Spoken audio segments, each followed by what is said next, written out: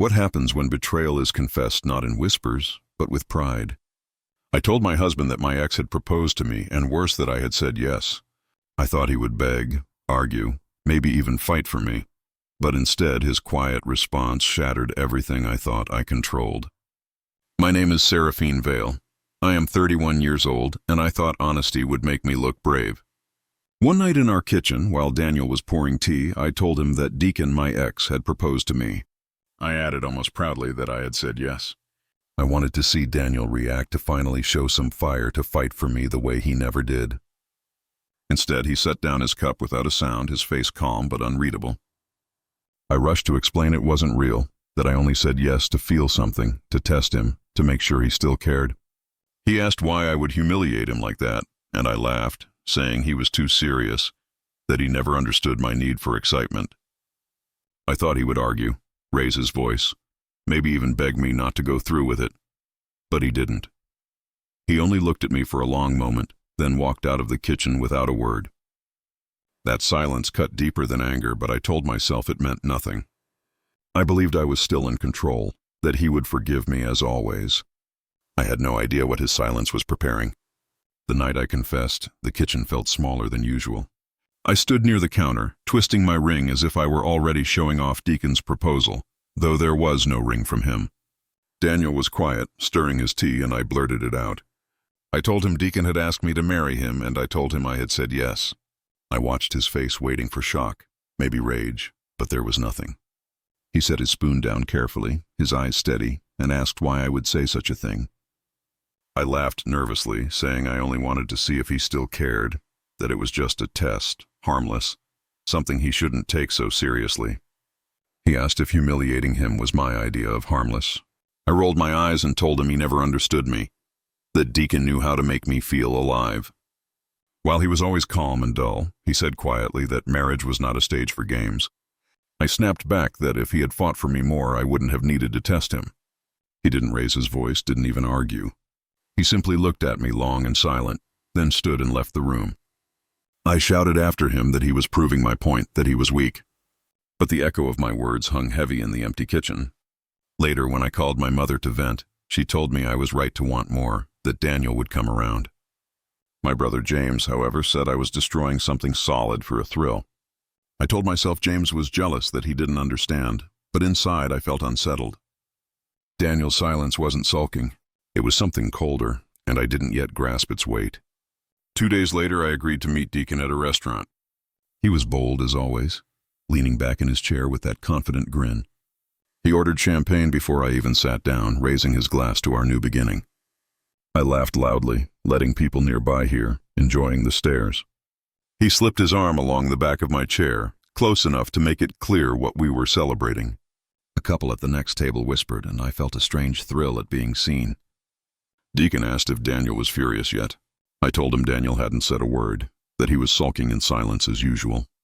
Deacon laughed and said Daniel was too weak to stop me, too weak to fight for me. I smiled, pretending I agreed, but a part of me wished Daniel would burst through the door and drag me away. Instead, I got a message on my phone from Cassie, a friend who had seen the photo Deacon posted of me laughing with the champagne. She asked if I was humiliating Daniel on purpose. I told her she didn't understand, that it was just harmless fun. Later that evening, I stopped by my mother's house. Clara Ara smiled proudly, saying I was finally choosing happiness, that Daniel would learn he had to chase me if he wanted to keep me.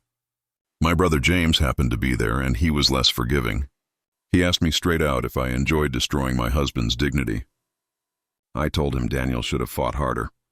James shook his head and said silence from a man like Daniel meant more than I realized. His words unsettled me, but I brushed them off. I told myself people were overreacting, yet the whispers were spreading faster than I could control. That night, Daniel came home after the children were asleep. I sat on the couch with the TV on, pretending not to care, but my heart beat faster when he entered. He didn't greet me, didn't ask about my day. He simply went upstairs to check on Ella and Noah. I followed him, annoyed by his silence, and asked if he had seen the photo Deacon posted. He said yes, his voice steady. I demanded to know if he was finally angry. He said anger was wasted when respect was already gone. His calmness stung more than yelling ever could. I snapped that respect was boring, that passion mattered more. He looked at me and said, "Our children deserved parents who respected each other because they could already feel the tension."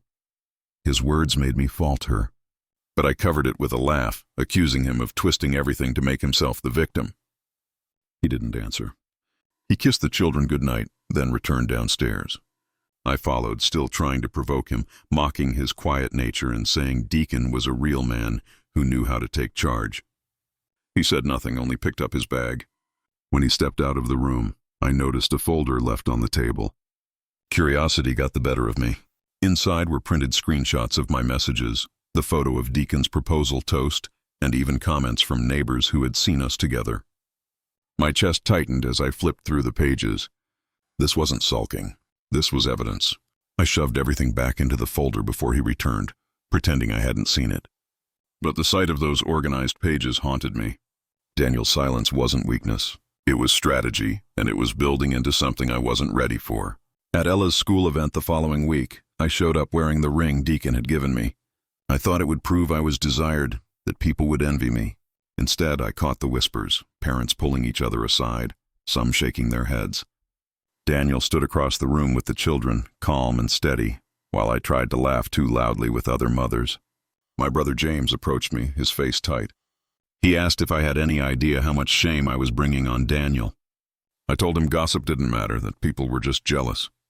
He said quietly that Daniel was already preparing and that soon I would see what silence meant. Later at home, I found a lawyer's card tucked into Daniel's jacket pocket. On the back were notes about custody. My hands trembled, but I told myself it was just a bluff. The truth struck when a man in a suit walked into my workplace and asked for me by name. He handed me an envelope in front of everyone. My coworkers tried not to stare, but I saw their glances.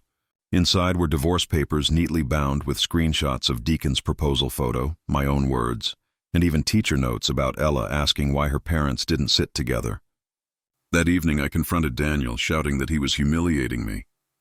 He said calmly, I had done it to myself. Then he added, the court dates were set. His silence had become final. In court, I tried to explain it was only a test, that I never meant to leave. The judge didn't smile. Daniel's lawyer presented the photos, my own confession, and witness notes. The divorce was granted, custody secured. Daniel signed calmly and walked out, leaving me shattered in silence.